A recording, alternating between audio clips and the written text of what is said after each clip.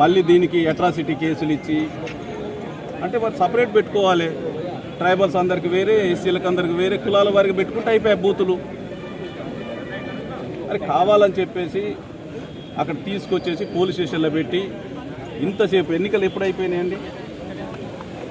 5 గంటలకు ఎన్నికలు అయిపోతే, పోలింగ్ అయిపోతే 5 గంటల నుండి 9 గంటల వరకు కూర్చోబెట్టి ఏం తమాషా అండి ఇదంతా?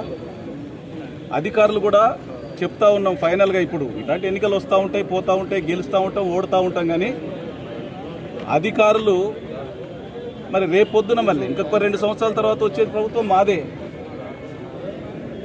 ఏ బూత్ కాడ ఎవరెవరు డ్యూటీ చేసిరు, ఎవరెవరు ఉన్నారు, ఏ విధంగా సపోర్ట్ చేసిరు, ఎట్లా అంత లిస్ట్ ఉంటుంది మా దగ్గర.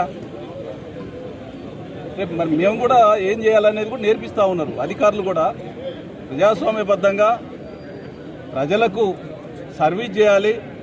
ఇటువంటి సిచ్యువేషన్స్ ఏది కూడా ఇటువంటి అల్లర్లు కానీ ఏదైనా జరగకుండా చూసుకోవాల్సినటువంటి వాళ్ళు.